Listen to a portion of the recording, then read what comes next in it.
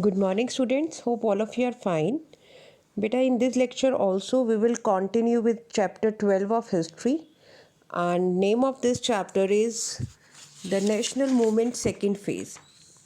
In previous lecture we discussed about the Jallianwala Bagh massacre, the Khilafat movement and the non-cooperation movement, and between the non-cooperation movement to civil disobedience movement, that topic was about the pro changers and no changers. So all these topics we have discussed in previous lecture. So today we will start from the topic mobilization of the peasants. Like we know, after the advent of Gandhiji, the nationalist movement became the mass movement. People from all sections of the society, they participated in it. So, specifically, this topic is related to the peasants. Many peasants' revolts had broken out in the country ever since the British rule had been established. Means till the British rule had been established, from that time, peasant revolts were not there. But now it had broken down. And during the non-cooperation movement also, peasants had been active participants. You must remembered about the Chori Chora incident. That protest was by the peasants. So Kisan Sabhas fought against the British and their agents in India and the zamindars. Afterwards also, mobilization of the peasants was a strategy actively pursued by the Congress. Nationalist leaders worked to solve the problems faced by the peasants. In 1928, Vallabhbhai Patel organized the Bardoli Satyagraha. Beta, this you can underline that who and when organized the Bardoli Satyagraha. It was organized by Vallabhbhai Patel in 1928.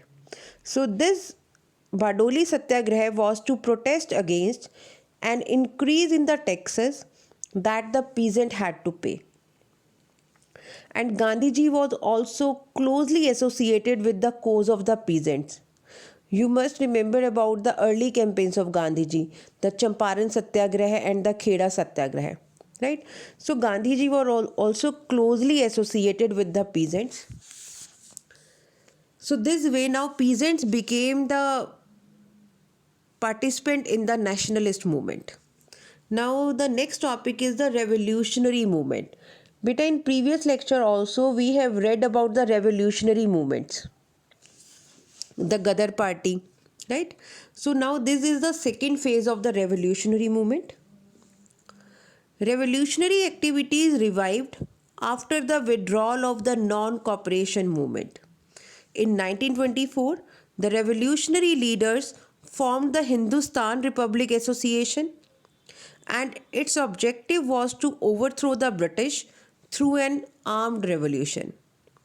In 1925, a group of revolutionaries stopped a train at Kakori in Uttar Pradesh and took away some government money. And this money was to be used for revolutionary activities. Similar such incident continued throughout this period. And beta, on the next page, the detail about the Kakori conspiracy is mentioned. The repression of the British failed to stop the revolutionaries.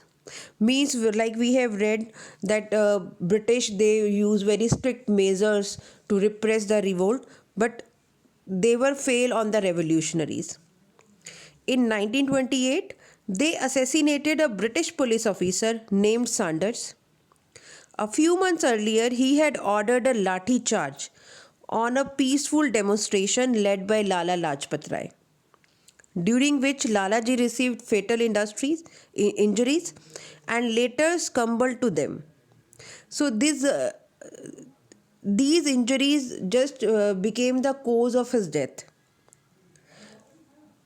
In the same year, the name of the Hindustan Republic Association was changed to Hindustan Socialist Republic Association, and the word socialist was added to it because the revolutionaries, including Bhagat Singh, felt that socialism should be one of their goals.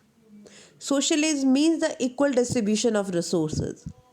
So, through HSRA, the revolutionaries continued to resist the government, and on 8 April 1929, Bhagat Singh and Batukeshwar Dutt threw a bomb in the Central Legislative Assembly to protest against the Public Safety Bill and the arrest of 31 labor leaders.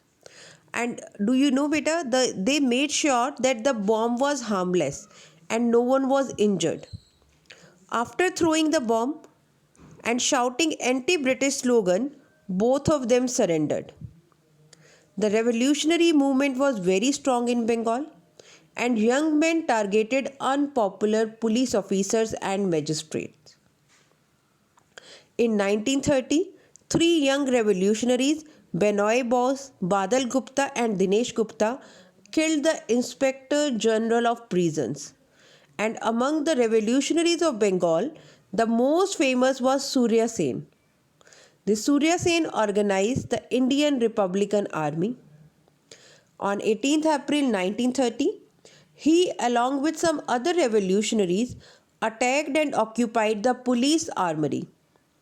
Beta, armory is the place where arms and ammunitions are kept. So they occupied the police armory at Chittagong to get arms for use against the British. He was later arrested and subsequently hanged. As you know, beta, very strict measures were adopted against these revolutionaries by the British government. And even women also took an active part in the revolutionary movement.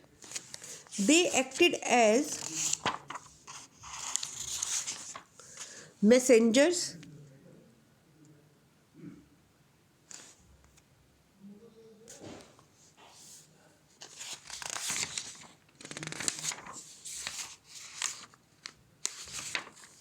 gave shelter to the revolutionaries, and sometimes even attacked British officers. Pritilata Vadadar became a martyr in the struggle to free the country, and the revolutionary movement lost momentum after the British came down heavily on the revolutionaries. As you know, beta, I was telling you that very strict measures were adopted against these revolutionaries. Like Bhagat Singh, Rajguru, and Sukhdev were hanged on 23rd March 1931. Chandrasekhar Azad also died fighting the British at Allahabad. The entire nation mourned the death of these brave revolutionary nationalists. So, beta, this was the topic for today. Hope all of you have understood this topic. Thank you and have a nice day.